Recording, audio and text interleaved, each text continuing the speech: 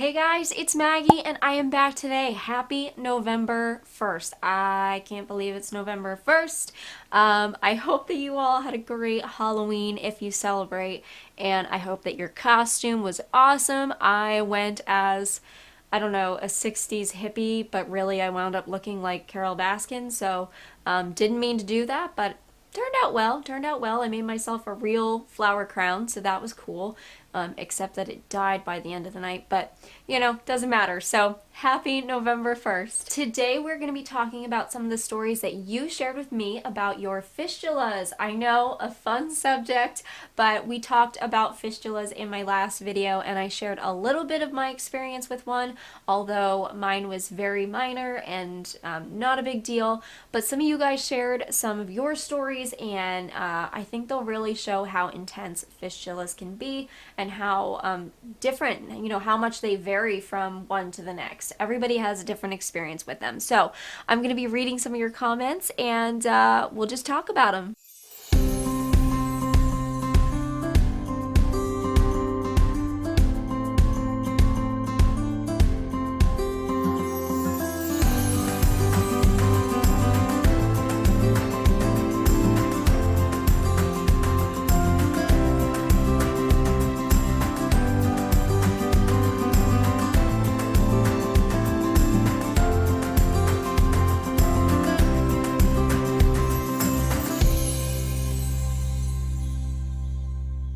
Now, mind you, my laptop is right down here in front of me, so if I'm looking down to read, I apologize. Some of these are long, so let's talk about the first comment I got. So the first one that I got goes, "Hi Maggie, this video was perfectly timed. Awesome. I'm currently dealing with my Crohn's becoming more perianal. It began maybe 2 or 3 years ago when I noticed some discomfort down there and new discharge, which I feel like a lot of people discover it that way. Something is leaking and you don't know where it's coming from. I looked with a hand mirror and noticed that I had 2 tiny holes. I was a little bit alarmed, but I knew what they likely were, and I had an amazing GI at the time. I let my GI know at my next visit, and he checked the area out and confirmed that they were small fistulas." That is awesome that you had a great GI handling this. I know some people have wonderful GIs, and sometimes people don't. So it's really important to find somebody that you can trust, because fistulas often appear in places that I don't know, you don't go gallivanting around. And even when you have somebody you can trust, sometimes there is a lot of testing involved to figure out what they are, and some physicians don't take the initiative to get that ball rolling. So it's important to advocate for yourself. Easier said than done, but knowing your body, knowing the symptoms that you normally have, and what's not normal for you is really key. I'm assuming they weren't too awful, because all he did was tell me that I was already on meds that were very good at treating them, mesalamine. Sure enough, they were completely gone a month or 2 later. So that is one of the treatments for fistulas, is just regular Crohn's medications. Fistulas appear because your disease is active, and if you get disease under control, sometimes that will heal it. So things like Humira, Remicade, all that stuff, especially if you weren't on them already and you were just put on it to start treating your Crohn's, that might be enough to heal them. Sometimes not though, but However, fast forward to present day, and now everything is a mess down there. I'm suffering from abscesses and just about every other issue associated with perianal Crohn's. The biggest fistula has turned into a very deep fissure. I'm currently in a terrible flare and in a lot of pain. When I first found the fissure, I was really freaked out because it looked a lot worse than it actually was. I thought the colorectal surgeon was going to suggest a colostomy, and I wasn't ready for it yet. Luckily, my colorectal surgeon said that my anus looks very good when it comes to Crohn's anuses. I completely understand. My surgeon looked at mine and was like, "Yeah, we're gonna have to get rid of that." I wasn't sure if I should take that as a compliment. I'm still quite uncomfortable at the moment though, but we'll see what the future holds. So I am so sorry that things took a turn like that and that it did get worse. Hopefully they're able to do some sort of intervention to heal that fistula or heal the fissure, because it's super uncomfortable. I remember one of my worst pains was an abscess. Other than when my intestines broke apart inside of me and I got peritonitis. I got an abscess the next week and I thought that it was peritonitis again. It was just terrible, awful pain. So I feel for you, and I'm really hoping that things can turn around soon, and that, you know, the least intense or invasive, that's what I'm looking for. I hope that a not so invasive route to healing this can be done, because it's no fun, and especially as somebody who, you know, you haven't had an ostomy at this point in your life, and you know, you're worried about that being the option. I get it. It's a big decision to make, and you're just like, can you please heal? 100% understand that feeling. Alright, so for the next comment here, it starts off, thank you for this video. You are welcome. I'm currently dealing with a fistula, though it's not as bad now as when it started. In March of this year, I started feeling a bump next to my anus that grew for about 10 days and was very painful. Just coughing made it hurt. The pain was so bad. I was afraid it was a cancer tumor growing there, which is, you know, so unfortunate because you don't know what's going on, and when you've got chronic illness issues, autoimmune disease, your mind automatically goes to the worst. I do this every day. I'm like, what is happening? So I'm hoping that you figure out what happened. After about 10 days or so of it growing, it just burst open on its own. So yeah, sounds like fistula. Sorry for the gross imagery. You're fine. That's what we talk about on this channel. But it did just burst open and drained itself during a bowel movement, and the pain was instantly gone. Yep. It was such a relief. I was afraid to look, but when I did, there was no blood. It was just clear and pinkish looking. So that sounds like a serosanguinous fluid, like a little bit of blood, but basically just like clear-ish fluid. My GP's nurse told me to keep it clean with antibiotic cream until I could see the doctor. When I finally got to see him, he prescribed antibiotics for the infection and SSD cream to put on the wound to keep it clean. Let me look this up, because I don't know what that is. SSD cream. Silver sulfadiazine. Okay. Sold under the brand Silvadine, among others, is a topical antibiotic used in partial thickness and full thickness burns to prevent infection. Okay. Cool. Now. There goes my phone. For the next 2 months, it was painful but not severe. The pain was more like a constant annoyance. It would only hurt if I laid back a little on the couch because, like you, it was a little away from the anus and towards the tailbone. If I sat upright on my butt, I wouldn't feel it. Also, it thankfully never caused pain during bowel movements, but I was told to keep it clean with the SSD cream, and after every single BM, I jump into the tub and clean it gently with the handheld shower head. That is a great idea. I remember kind of doing the same thing. I would do like sitz baths or things like that after I got the proctocolectomy, just to kind of like wash that out a little bit, and I think that really helped it. The pressure needs to be on the lowest setting. Yes, you do not want to do your own debridement at home, because that's very painful. You don't want to have the water pressure shooting onto the wound, yes. I learned that the hard way. For weeks after the abscess burst, there would be a spot of blood on the bath tissue after touching the wound, and it appeared it wasn't healing. So yeah, if you turn the pressure up on the shower head for washing out your wounds, wherever they may be, what you can actually do is start peeling off the new cells that are growing to help fill that wound in, and you're basically just scraping away new growth, so don't want to do that. Finally, I saw a rectal specialist last month who confirmed the fistula, and he will do the fistulotomy soon. I have no insurance, so it's just a matter of paying the cost, which I think is around $4K, but since I'm low income, I could probably get the hospital to do it for half the price and allow a deposit with a payment plan. I just saw a video today of somebody saying that they were hoping that they didn't give birth. They were like due at the end of December, and they were hoping not to give birth into January because of their insurance problems, and I just have so many thoughts about all of that. I'm not getting into it, but it's very unfortunate that our health revolves around such a costly industry that should not be so costly. But I am hoping that the hospital is able to reduce the price for you somehow, and you can get it done as soon as possible. Still there after 7 months, but it doesn't hurt and there's no bleeding, so it's thankfully a mild case. I'm surprised you say yours closed on its own, because I read that they rarely do that. I would love if mine healed on its own, but since it's much better than it was in the beginning, I can't complain. I don't know why mine healed on its own. The only thing I can imagine is my anus was very damaged and it was scarred almost completely closed, and I would have weeks of time where the mucus that naturally builds up in your colon when you're disconnected, it couldn't get out. So that went on for 10 years, and there were moments where, it would stay collected in there, and I'm assuming probably built pressure, so I wound up fistulizing out to the tailbone.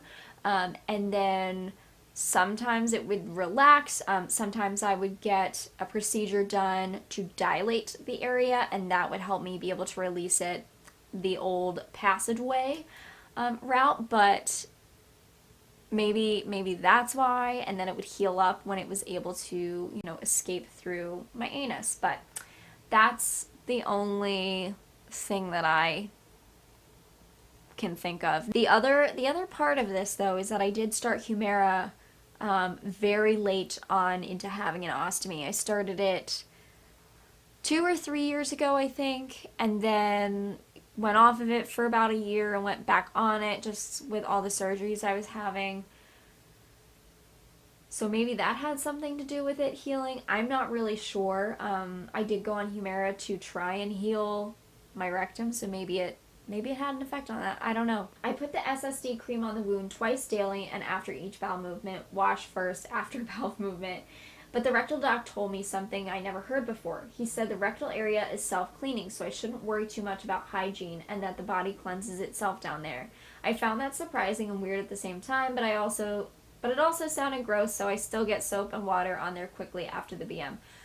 I never heard that either. I couldn't really tell you a whole lot about that. I would just say be careful with the soap. Be careful with the soap, because sometimes the soap can kill new growth, like new cells that are trying to heal it. Yeah, I've never really heard that before, so I will have to look that one up. I'm not sure. Sorry this is so long, but I wanted to get my whole story in. Hopefully it helps others, but thanks again for doing this video, because it really does help to know others have gone through this too. And I'm not the only one, because you feel like you are when it happens. That's the whole reason I started this channel, as a young person with an ostomy who did not know anybody else with one. Okay, the next one is actually my friend Rachel, me and my stoma. She is a good friend of mine. We've known each other for a long time, and we look a lot alike, except that she's like a foot taller than me. But she is my good friend from California, and we met up in Nashville. Gosh, it must have been a couple years ago. But she also had a fistula, so I'm going to share her comment here. And please check out her YouTube channel, because she also does YouTube videos for Crohn's disease and ostomies as well. Hey, gorgeous twin. I'm happy to share my fistula journey. I'll try to stray away from telling a very long story. One of the complications following my colon removal was an abscess deep in my pelvis, which caused sepsis. My doctors immediately put in a JP drain, as surgically removing it just wouldn't do the trick because of how deep it was. After placement, they do contrast studies, injecting dye into the drain tract to see how it was healing. Discovered it had become a fistula. They first tried surgical glue to close it, which failed. I want to look into that procedure because I don't know anything about it. And I'm trying to picture in my mind how surgical glue would stick in there. The next plan is what healed it, but man, is it hard to explain. My doctor described it as an axle of a car, a stop around both ends, and a material making up the bar that will absorb into the tract and ultimately heal. Once it did heal, the outside wheel just popped off and boom, it was closed. That was very painful. And maybe what you described as the tie that gets tighter and eventually becomes skin level, or at least similar. Ooh, so I wonder what the material is made out of. I don't think it's the same as what I was trying to describe with the with like the thread. That like Ooh, now I'm gonna look into that one too, because that sounds really neat if it absorbs. I can imagine it like just becoming part of your tissue and like kind of sealing it shut, like sewing the sides of the tract together as it shrinks. We'll have to look into that one too. But interesting, like how many options are available, and the ones that I mentioned in my previous video are only a fraction of what you can do. There's so many things.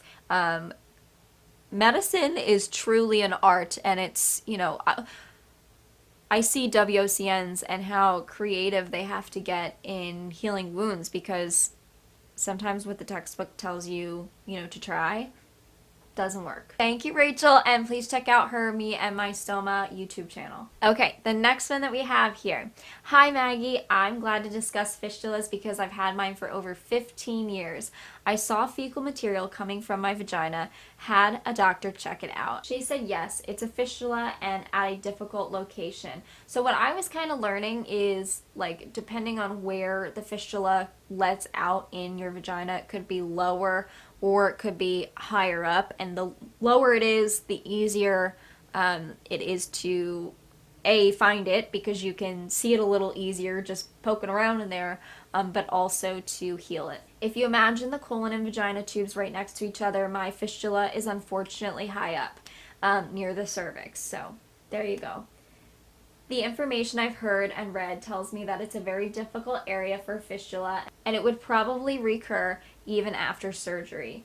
I'm no kid, I just turned 73, and I've managed this for many years. It's changed my life, of course. I feel that I'm too old for all of this testing, surgery, and absolutely no guarantee that it can be cured. Obviously, I'm 28, so I'm not going to speak for that, but I can empathize with the feeling of, like, wasted time. Like, is it worth it to potentially waste my time? I am fastidious with my hygiene and use comfortable coverage. I'm very attuned to my body and have approximately 90% of my elimination through my vagina. That is very difficult, but it is one of those things that, because you've dealt with it for such a long time, you're able to learn how to manage it. And so, I feel like sometimes when I describe, like, caring for my ostomy bag, that some of my friends look at me and they're like, how the heck do you do that? It's like, you do what you have to do. You do what you have to do. My body has adjusted amazingly to this condition, even though it is first and foremost on my mind all of the time. My control is good, being able to know when to go at the first sign. Unfortunately, I've had IBS most of my life, and assume because of its irritation and 3 babies, the fistula occurred. I was hospitalized for something else several years ago and happened to talk to my OBGYN about it. He said, oh, no problem, we can do surgery and an ostomy for about a year, but it will return. Needless to say, I didn't have that. The chances of it returning were too high. So Maggie, that's my sad tale. It's horrible to live with, but I can't see myself at this time going through it. I followed you for a while and am sad you've had to go through all your health issues. It's okay to share my response. Please don't use my name, so I won't. I really wanted to share this comment because it is just, the real story of somebody with a fistula, a very difficult fistula, going about life in the best possible way, despite how tremendous an impact it can have on you, and hopefully bring awareness to people that maybe don't deal with this, and maybe hear about somebody else dealing with this and not understanding the choices that they make because of it. Choosing not to go through with surgery. There are very good reasons why people choose not to, make moves on healing it, because the moves that you do to heal these things can be more difficult and not always guarantee it to heal. So, thank you for sharing that. I know that must have been difficult to share, and hopefully this, brings light to it for somebody else who's dealing with it as well. Okay, I have one more for you guys. This is really difficult to talk about because I've battled this silently for years. Due to my ignorance and embarrassment, my illness has led to really dangerous situations, and now I feel like I will never have a normal life. The last time I bothered having my tracts looked at, I was told there was nothing I needed to do because it wasn't serious enough to warrant surgery, and it isn't worth it because of medical risks. Now I do nothing. I don't talk to my doctor, and I act like they're not around. About 4 times a year, my pain is unbearable, and I'm curled up in a ball, crying, or I can't leave my shower because I'm leaking and bleeding uncontrollably. I can't explain this to others because most people don't have to understand what it is, let alone what it's like. I don't mind talking about this publicly, I guess. It will be nice to be free from the secret about this. This one, it's so hard when your doctors won't make moves on it, and I know it's easier said than done to seek second opinions on it because you get to a point where you're like, well, no one else is going to do anything for it, so I will just live this way. And while I haven't dealt with that feeling because of fistulas or anything like that, I have felt it certainly with perianal disease and had really difficult experiences as a young person where a doctor wasn't listening to me, and that is ultimately how I wound up getting the ostomy because my disease got to a point where it was not managed well. I try not to look back and say, would I have an ostomy because of this person? But I really hope that you are able to, A, be comfortable, because that's number one. You should be able to live as comfortably as possible with your condition. I don't want to say pain-free, but as comfortably as possible. And I really hope that if you are able to, consider a second opinion by somebody to hopefully get things a little bit more managed. I know you get to a point where you're like, no one else is trying for me, so I don't, and I've tried so much and am not making progress. But I hope that you are able to find somebody that will help you care for this as it should be cared for. Alright guys, I know that these stories were, some were really great, they ended great because the fistula healed, and some show the true manner of fistulas, that they don't always heal, and sometimes you have to manage them for the rest of your life, or at least long term. I really appreciate you guys sharing your stories with me, and we will definitely be doing this again very soon. I'm hoping to bring up some more difficult subjects, and if you guys are willing to share your story, I would love to share it again. Alright guys, thank you so much for watching, thank you so much for contributing, and I will see you guys in the next video. Bye guys.